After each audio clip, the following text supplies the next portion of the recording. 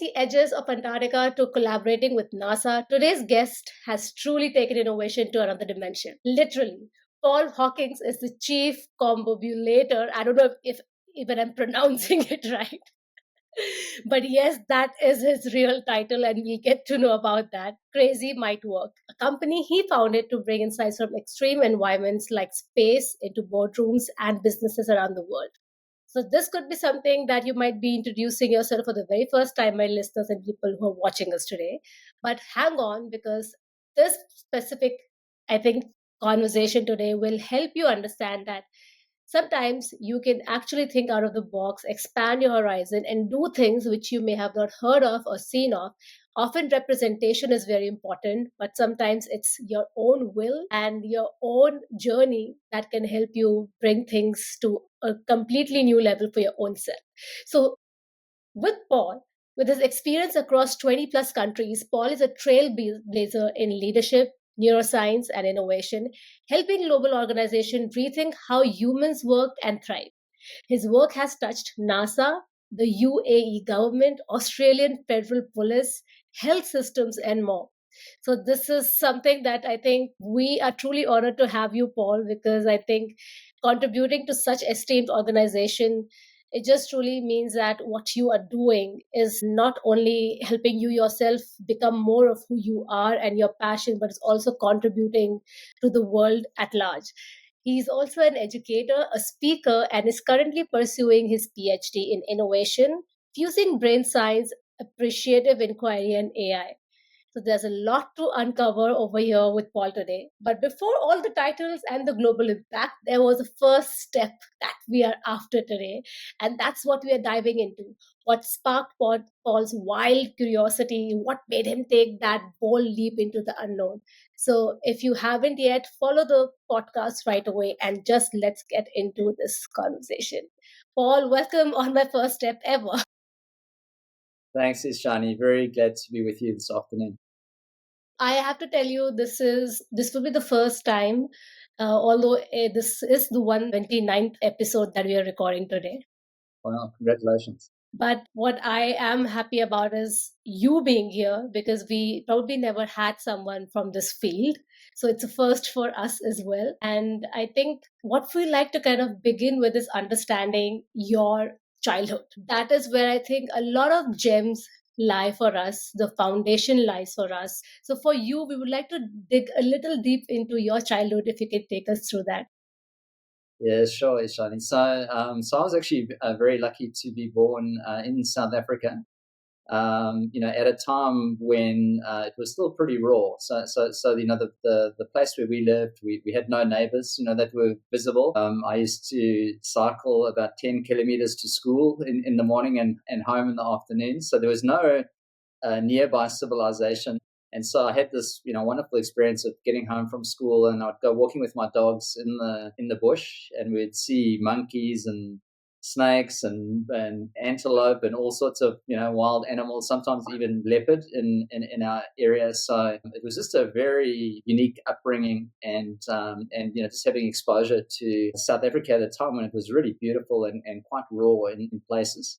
So I think that definitely played a role in shaping who I am as a person. Yeah, definitely connecting with nature and having that deep first experience of just being connected with other creatures and being part of the planet, was a huge part of that.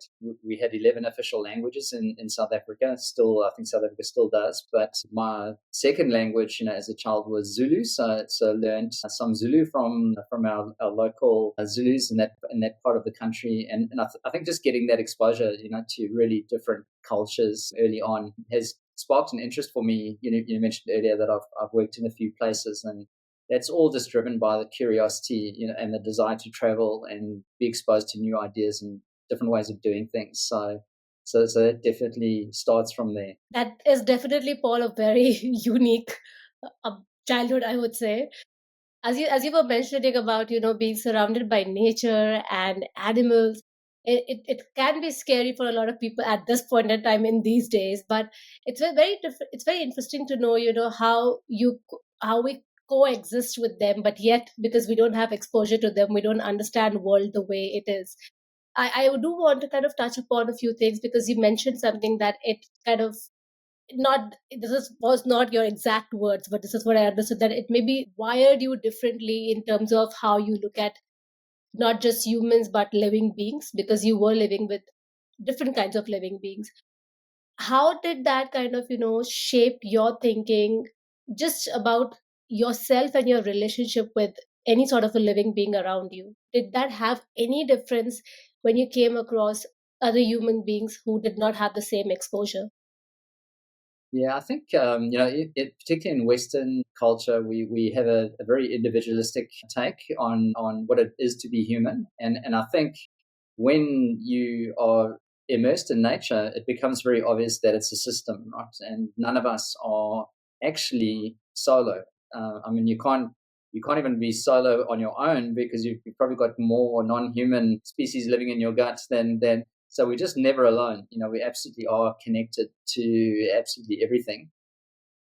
And one of the really nice things about, and this is stepping forward a little bit, but about the NASA program is that we now have roughly 680, I think, human beings that have gone up to space and been able to look back at planet Earth at something they call the overview effect, where you just get that perspective of Earth from a macro point of view. And those individuals that have been interviewed would say that's a life changing moment because it actually gives you this sense of being completely connected and the interconnectedness of everything that relates to Earth. And so I think that I've had that feeling for a long time, from Without going there. good, and I think it's just a much more healthy way, I think, of actually approaching life. Understanding that whatever you do has an impact, and Mhm. not just on yourself but on others, and understanding that you are all interconnected in some way. I think it would be, it definitely is, because I think, for example, whenever we travel, even if you are standing somewhere at the foothills, or even you are about to climb a mountain and you're just at the very beginning of the entire journey, and when you look up, even that makes you feel that you're so tiny and that all your tension and stress just lifts up, where you feel relaxed because you feel it's okay. I mean, nothing's going to happen in this world, there's so many other things happening, and the mist so the beauty is such that kind of really makes you feel that there's something more to what we are doing at that point in time. So I really can't imagine how people would feel when they actually look down at Earth. But given that, I think before we move on to the next phase of your life, because I feel from here what we gauge is that you definitely had a very holistic and well-rounded sort of an approach of how to look at people, the relationships, and how you communicate with them. That is quite obvious. But I want to kind of dig deep a little and ask you about any particular incident or maybe a very happy situation that must have arrived in your experience as a child, along with those amazing animals. If something happened that has really stayed on with you even now. Look, I think many experiences like that, where I mean, as kids and even as teenagers, we would actually go into the game reserves, on say a Friday afternoon, and we would go and camp in these massive areas for a couple of days, and we would obviously be escorted by rangers with rifles, who were there to keep us safe. But at night, you'd hear the lions, circling the campfire, and you're right in the middle of it. Into I would say, if I think about getting older and sort of, moving into the real world, right, away from this kind of idyllic upbringing, I think one of the things that's been really formative for me has been my mother. So my parents split up when I was still quite young, and my mother raised the three of us, myself and my two siblings. And she was a really entrepreneurial, a single mom. So just showed enormous courage and character. And so I think in many ways I've done my best to try and model on her. And Yeah. so having those human beings that you really admire and respect, I think is a just they're quite rare, but Mm. really shape your thinking and your That's absolutely true. And I think, as you mentioned about a bit about your mother over here, and you mentioned about the entrepreneurial spirit that she carries on, I think that somewhere has made an impression on you as well. What's one thing that really stands out to you when it comes to you, when it comes to your mother as an individual for you? I think one of the lessons is that she, through her life, has gone through different phases. So there've been times when she's been running a business, and then there've been times where she's had to be more conservative, because she had three mouths to feed, and so if you actually look at that over time, that was an important lesson for me because you don't have to just be one thing or be the thing all the time. So I think part of it is kind of developing the wisdom to know when to be on and when to be off, and that it's actually okay to do that. That your life changes, and there are things that are more of a priority at certain times, and than at others. And sometimes you have to be a bit more conservative, and other times you can be really gung ho. But it's about judging when, I guess, when to attack and when to defend. In life, because there's definitely phases, and I think recognizing those even in yourself when you're actually up for it Mm. and you're not, sort of having that self-awareness, I think, is really important, that you can sort of pace yourself and be respectful of the fact that you're not always going to be super excited about everything, and allowing yourself to be to fluctuate as a human being. It's really coincidental that you actually pointed this thing out, because this is something that I've been experiencing of late. That there has been a phase where I've been like all out in the hustle phase, and I feel like I just have to keep going on, and I'm doing good, and there's no complaint about it, and I want to still keep going on. But then there has been a phase where I'm like at at the back foot for my own self. I want to relax, I want to take things at my own pace, and even that works out. But in between those two things, because when that happened for the very first time, I had this question: am I doing the right thing? Am I being lazy? Is this the right thing to do? But that's what you learn, as you very correctly pointed out, Paul, that the different phases in life that demands you in different things from you to be able to do your best at that point in time and cater to it. To be able to judge that and be able to take the action accordingly really helps you move faster even when you're going slow. So on that note, I would love to kind of take our listeners through your next phase in life, when you started kind of thinking about your career ahead. what, did you develop interest in this particular field very early on? And if not, what were you really interested in while you were in your, let's say early 20s? How things were? So actually, my undergraduate studies were in physical education and sports science. So that's what I actually studied to do. So there's very little application of that now, other than my own training and going to the gym and that kind of thing. But That's very important.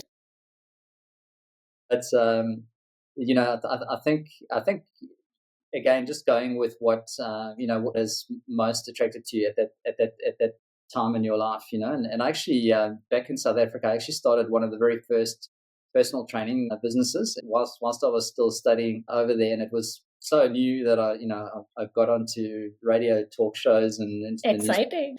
all sorts of things. So I got a lot of publicity, but no one really knew what it was, and it was a little bit ahead of its time, because being the first one means there's no one, that Yeah. you're an alien. So I actually really, in the end, struggled, to make the business work.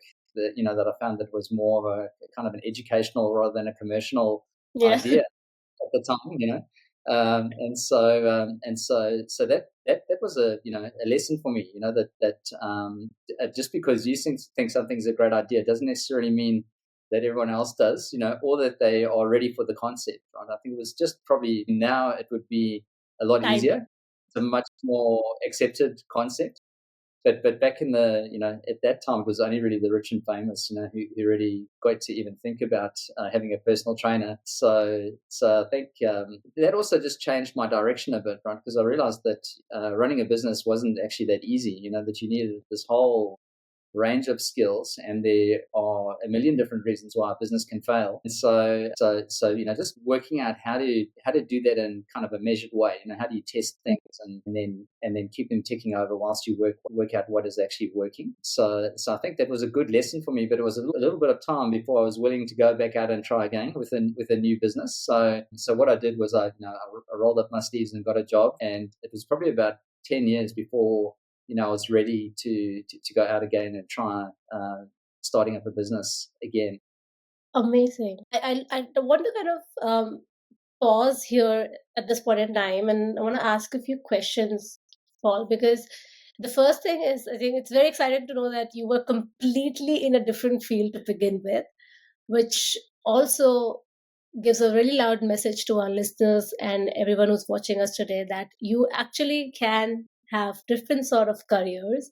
You can be a different person, contribute in different ways, in many different ways, because all your skills that you kind of gain and whatever career that you are in any phase of your life, that will always carry over transferable skills, what you have learned. So we don't really need to, straight jacket us in a particular career from the very beginning. I think it doesn't really work that way. And people are obviously kind of getting to know about that a bit more these days. But kind of going back to your story, as you mentioned that you were doing physical training, and then you were the very first of a kind over there, do professional physical training, and started a business. Well, obviously we understand the challenges that you faced, but what really shaped your thinking at that point in time in terms of when you found those challenging feedbacks, probably the pushbacks that you received? It is very disheartening. And because I am guessing it would be the first for you in your career, maybe the entrepreneurial career, how did you manage that at that young age? Yeah, look, I think there's no doubt that it's a setback, and it affects your confidence, and you think, do I really know what I'm doing? How much more conservative do I need to be, in the future? But I think ultimately one of the things that really helped me a lot was my first job in South Africa was actually with an organization called the South African Institute of Race Relations, which is a research company. And they actually funded, or at least part of, Nelson Mandela's education, so his law degree. And so I actually got to meet him a couple of times through that organization. And I remember he was always, like very big on education. He said, education is like the ultimate personal development machine. And I think also, I didn't define that very, very narrowly as just formal education. I thought about, if I'm doing anything where I'm learning and I'm on a steep learning curve and I'm acquiring new skills, I can always trade that in for money down the track. But the learning experience, that skills acquisition and that knowledge and ability to apply it is actually much more valuable than anything else in that point in your life, because you're actually accruing all of these skills, and you ultimately don't know which ones are going to fuel your future career. I actually saw some research a little while ago where the Young Australians Foundation, I think, had commissioned an organization called Alpha Beta, but they did analysis on several million Australians, and they said already in the data they're seeing that most people end up having about 4 or 5 significant career changes in their lives, and about 17 different jobs, more or less, currently, right? So there's a lot of movements, and I think that is already the norm.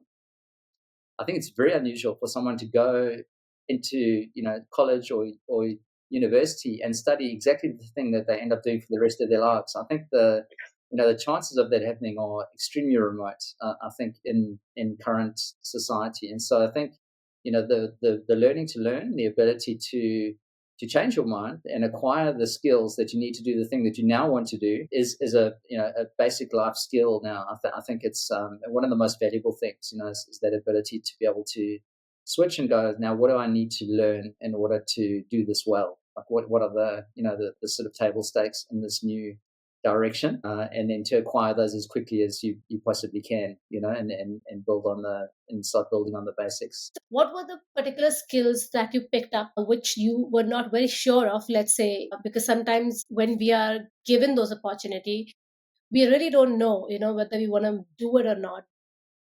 If we don't have an option, we do end up doing it. I don't know what sort of scenario you had. You probably had maybe a choice of what you would like to do, but was there any scenario in those couple of years where you had to pick up a certain skill which you were not interested in, but then you actually turned out to be really good at? Yeah, quite several, that I turned out to be really good at, but that I really didn't want to acquire. But sometimes there's a bit of a trade-off, So after working for the institute, I got a job working for a multinational out of Amsterdam, and the trade-off there was I got to travel to all these countries, right? So I was doing project work for them, but the downside of it was that I needed some really deep financial skills, which I didn't have. In fact, probably overstated my level of competence when I was being interviewed for the job. But what it meant was that I had to acquire those skills really quickly, and I didn't love accounting or finance or any of those things, but I needed to be better than average at those things. So I really had to dig in Mm. and ask a lot of people a lot of questions and get a lot of advice and do studies and all of those kinds of things. But especially in a corporate environment, I think it's quite rare to love everything that you do. I think you have more control over that as a business owner or entrepreneur. Because you can set it up the way that you want it to be. When you're in a corporate, you don't have normally that level of control. You kind of are a bit pigeonholed, and you might like some of the pigeon activities, but not all of them. So there is definitely a trade-off there, and so those were some of the skills that I had to acquire. In my next job, I had to learn some merger and acquisition skills because we acquired, I think, businesses in 20 countries over the next 2 years. So that became a core skill set that I was good at, but probably didn't really love, but could do. So and it was valuable to my organization. So I think definitely there are multiple examples of that, particularly in a corporate setting, where Yeah. you're acquiring things because your organization needs them rather than because you are passionate about them. So what I would like to understand from this is, what, Paul, for our listeners and everyone who's watching us today, um, how did you, in your experience, really tell yourself, or how did you kind of made yourself believe or come to the point that you say that, okay, I am going to work on these skills come what may, whether I like it or not? What really helped you take that step? Because it's not easy, how much ever we know that there is one carrot lying over there that we really want, we're going to go for it, but then when it actually comes to taking the action, that's where most of us just fall flat. So how, if there's something that you can share with our listeners from your experience, what really worked out for you? Look, I think it's maybe just having like a long term view, right? Because if you take the view that education is more important than short term earnings, and you go, it's more important for me to acquire these skills and to get this experience because I can monetize that at some point in the future. It doesn't have to be today necessarily.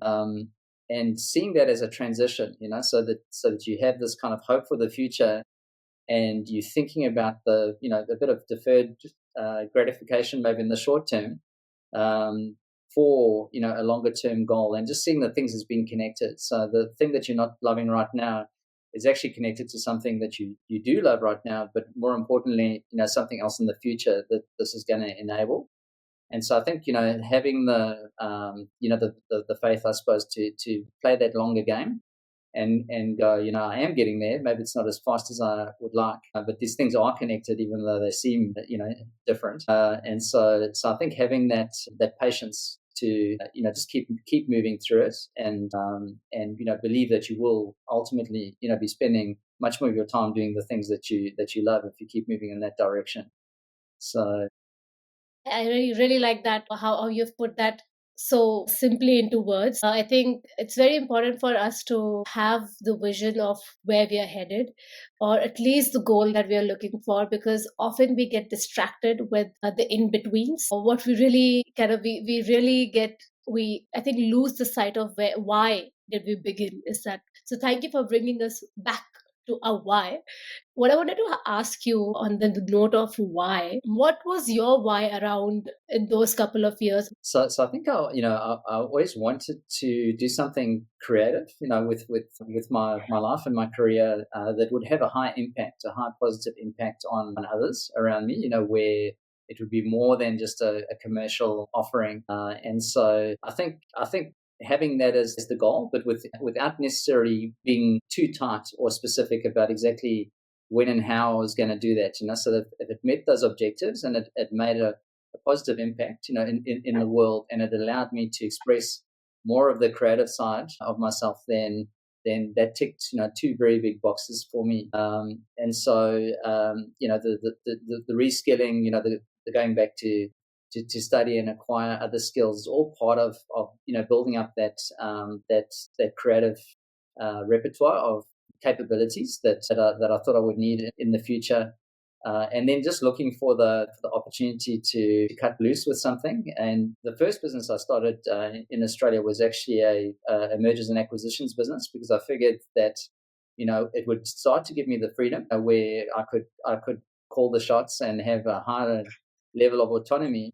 It wasn't doing exactly what I wanted to do, because the mergers and acquisitions is not the thing I love. I just happen to be good at it. But I could use that to buy myself the freedom to start to look at other opportunities and maybe fund some of those other ideas using that core skill in the meantime. So it was very much a transition into the thing that I most wanted to do. So it was 10 years before running this M&A business called MergeCo, doing cross-border acquisitions. So I was still getting to travel and connect Australian business with US and Japanese businesses and all of that kind of thing. It ticked a number of boxes, but it still wasn't quite, it wasn't that high impact, high creativity kind of business that I ultimately wanted. And it was 10 years before we launched Crazy Might Work in Antarctica. But it was funded by the other business, that I did first for that 10-year period. So I think it's kind of just knowing that not everything's going to tick all the boxes, but it's moving you towards something, and it's going in the right direction. It's really amazing to see in your journey that I think you had the values seem a bit more clearer to me, and it's very interesting for our listeners who are maybe in their 20s, that they're just starting, or even in mid 40s, who are maybe starting all over again, capitalizing on your skills. And I think that's kind of goes back to what Paul was mentioning, education. When you are educating yourself, you are developing skills, you never know where it can be used or how it can be helped for other people.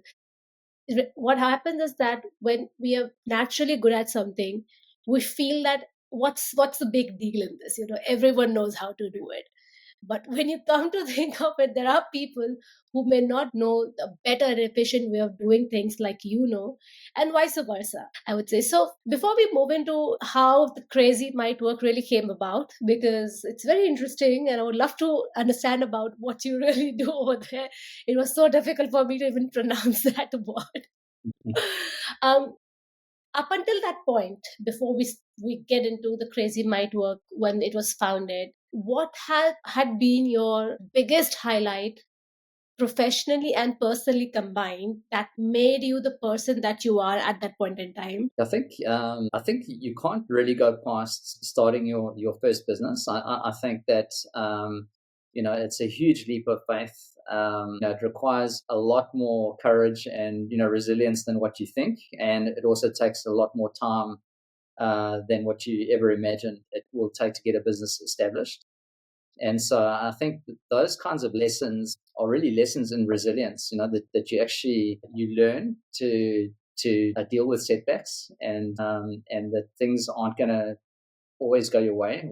You need the setbacks. And I think, over time, you just become more impervious to those things, right? Because you dust yourself off quicker, you pay less attention to them, you switch your focus into what is working, what's not working, not the opposite, and you give minimal amounts of energy and attention to the things that are upsetting, and maximum amount of attention to the things that are working and the customers that do love you and appreciate you and get it. And so you just end up, putting much more Mm. focus and attention into those things and, accentuating what's working. So NASA would call that reality-based optimism. Mm. Is that idea that you want to be realistic about what's happened and what's not working, but then as quickly as possible, you want to shift your focus and actually transition into what has got potential and will work, because you just don't have the time, as an entrepreneur, to spend too much, focus on the whatever hasn't worked or gone your way.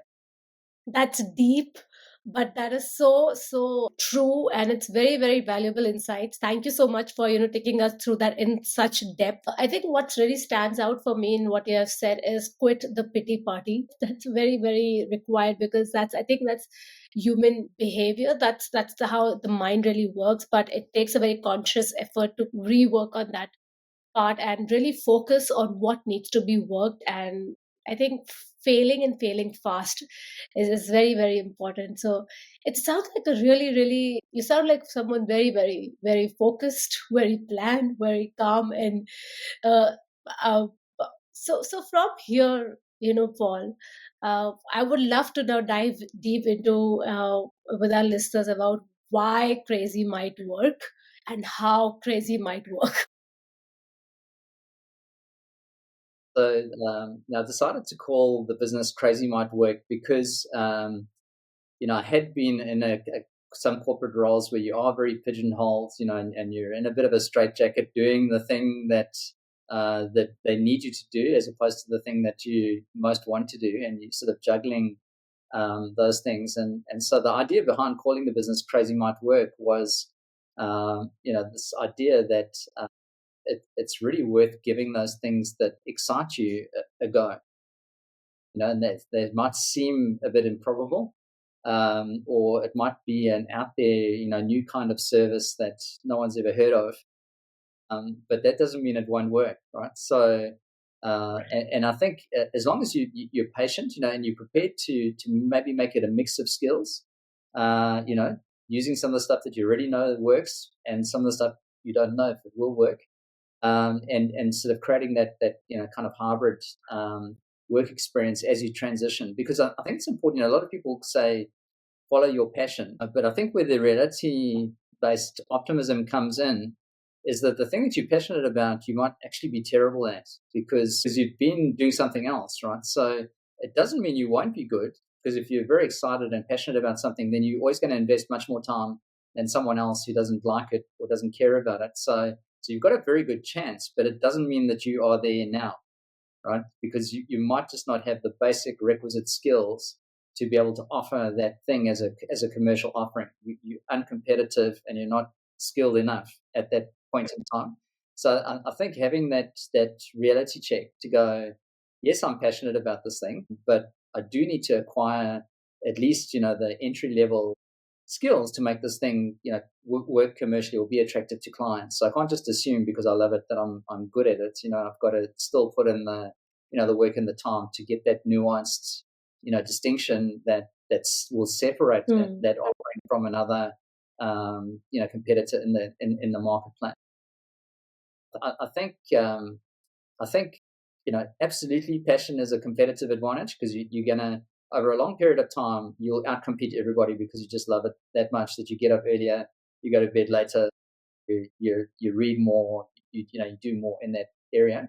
But it doesn't mean that you're starting there. So I think just having that kind of reality check to go, I need to transition towards this or invest some time to get up to the level that I need to be. I love everything that we're hearing today. It's a sort of, I think, based all about transitions and kind of, combining different skills and being the first person to believe in yourself that maybe what is not out there can still be out there by you creating that. It's a very creative space, as you mentioned. So thank you, Paul, for being with us so far in this journey, taking us through from where you began, from this amazing place. I would love to understand a little bit more about yourself now, from this perspective, that often there are things in a professional setting, or maybe even a personal setting, let's say life in general, that sometimes make us or break us, or even provide us a very different perspective of life altogether.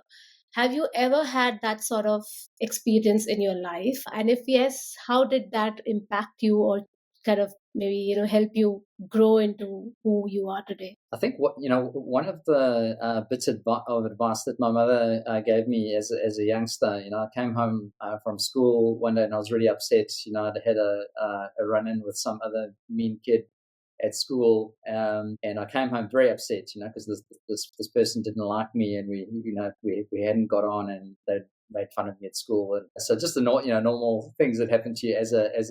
But I'll never forget the one thing that she said to me was, take it from whence it comes.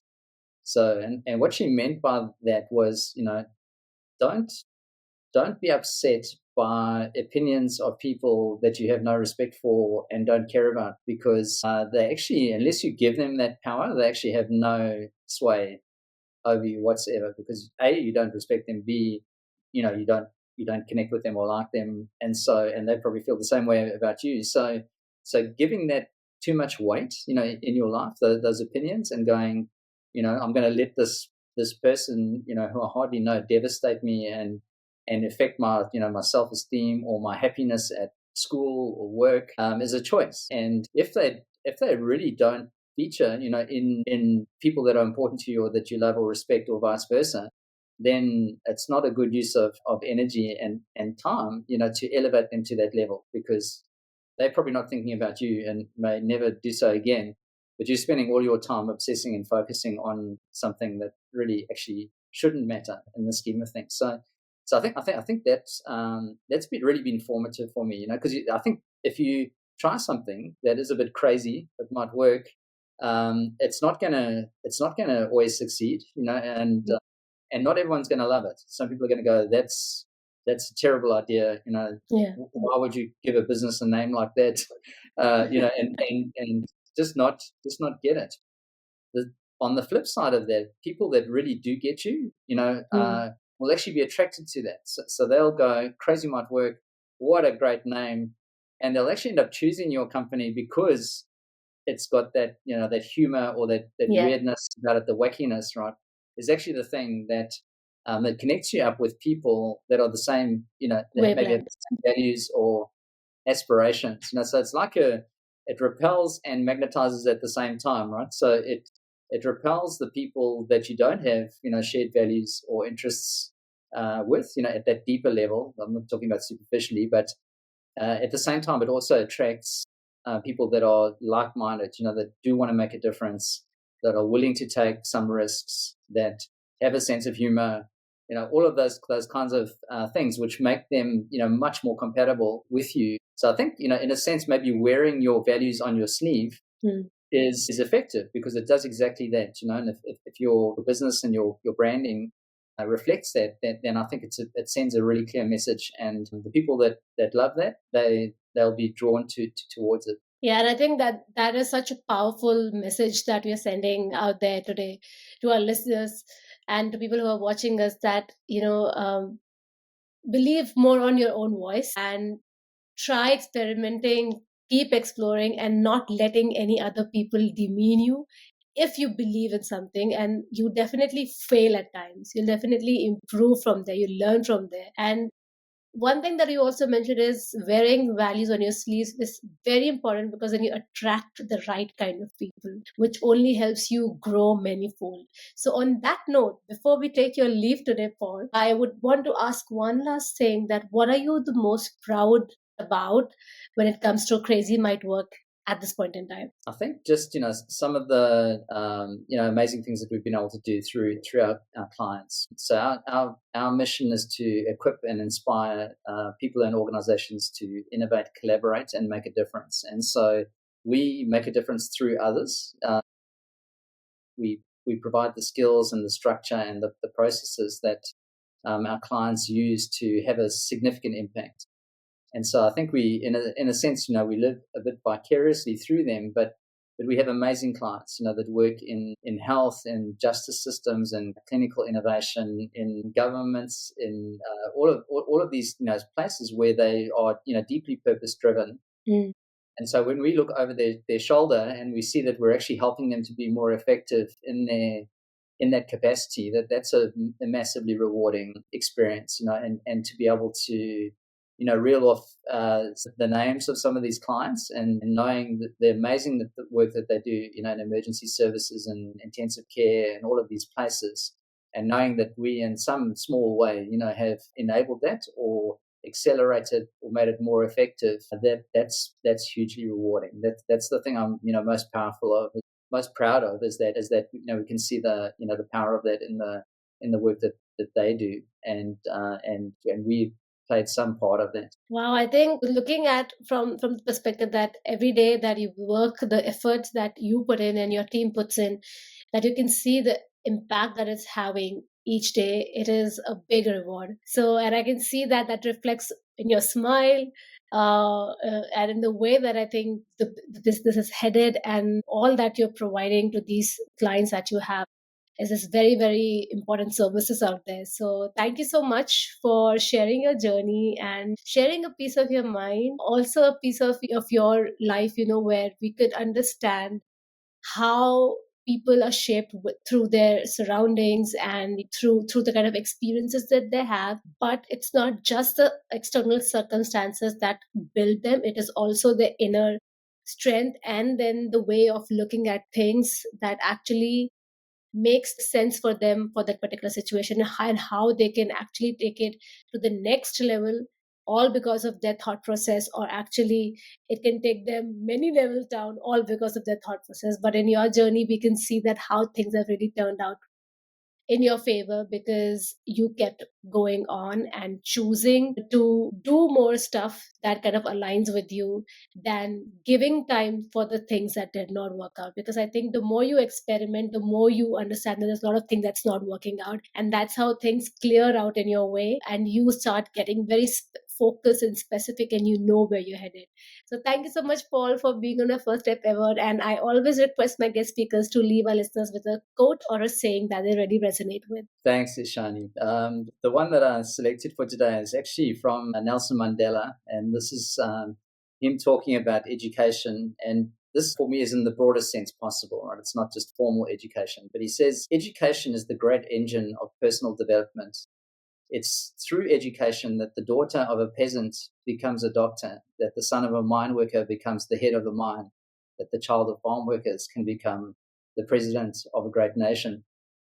It's what we make out of what we have, not what we are given, that separates one person from another. So I thought that was a great quote from a very wise man, and someone who's had a formative effect on me. So I'd love to leave that with your audience. And I think the beauty of this quote that you shared with us, Paul, is that it's timeless. It's just is relevant every time that someone would listen to it, with every generation going forward. So thank you so much for being on my first step ever, and for everyone who has been through us up until this point. Thank you so much. If you're interested to learn a bit more about Paul Hawkins, I will leave the link below. And for such amazing in-depth conversations and understanding how individuals across the globe who are successful in the field, in the way they define the success, that how they're really doing it and have the conviction on their journey, then keep listening to my first step ever. And yes, I'll see you up until next time. Start believing in yourself, keep believing in yourself. Please do give ratings, and please do write your comments, and you can directly reach out to me on my first step ever _IN. That's my Instagram handle. A little about myself. I have always loved performing on stage, acting, speaking, and just emoting myself. So I use these mediums different ways so that I can connect with people, help them, empower them, infotain them, which is to inform them and entertain them. If you would like to collaborate for any opportunities, more than welcome to connect with me on my Instagram handle. Thank you.